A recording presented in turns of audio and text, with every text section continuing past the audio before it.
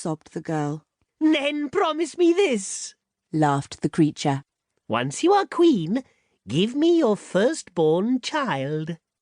"How can that be?" replied the girl. "Of course I will promise it, because I can never be queen." The creature laughed and spun every last piece of straw into gold, so that it filled the hall completely. Then he simply disappeared.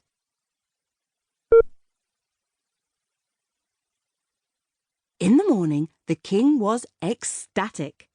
"Truly amazing," he declared. "And to reward you, I will marry you.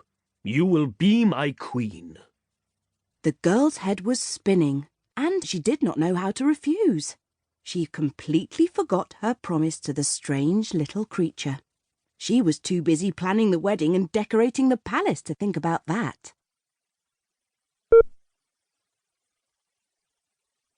After a year, she had a beautiful baby boy. She was very happy for a while, but one evening, as she was alone with her baby, there was a sudden flash, and the little creature appeared. "I've come for what you promised me," he said, pointing at the child. "I can't do that," the queen exclaimed. "Take all the kingdom's riches, but leave me my child." "A deal is a deal," replied the creature. "I'll tell you what I'll do. I'll give you 3 days. If you can guess my name in 3 days, you keep the baby. Otherwise, it will be mine." And then he vanished.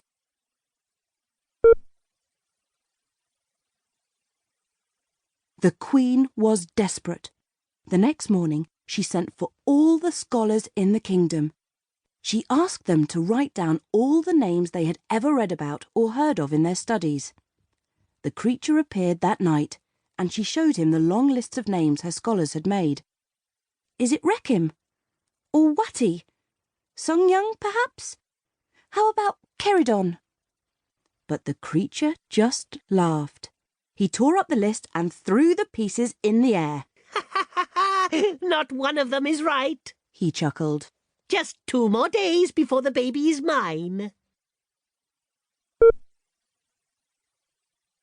The next day, the queen sent her servants throughout the country to collect more names. They all returned except one, and that night she tried the names they had gathered. "Is it Siberio? Or Hangjing? Abidan, perhaps? How about Mauli?" But the little creature just laughed. "Not one of them is right," he chuckled. "Just 1 more day before the baby is mine." The next day, the queen was distraught. How could she possibly guess the right name out of all the thousands there must be? At last, the missing servant returned. "I am sorry, Your Majesty. I have been to the far corners of the kingdom, but I don't think I've found any names not already on your lists." "Never mind," said the queen. "You have done your best. I cannot ask for more." "There was one strange thing," added the servant. "I came across a little house at the edge of the wood, which I don't remember seeing before.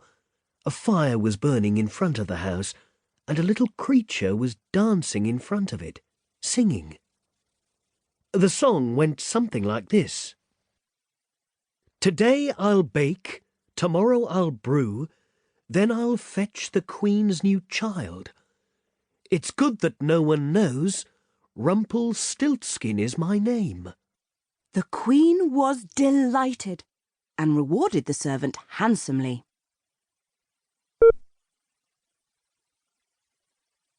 When the creature appeared that night, he had a bag to carry the baby away in.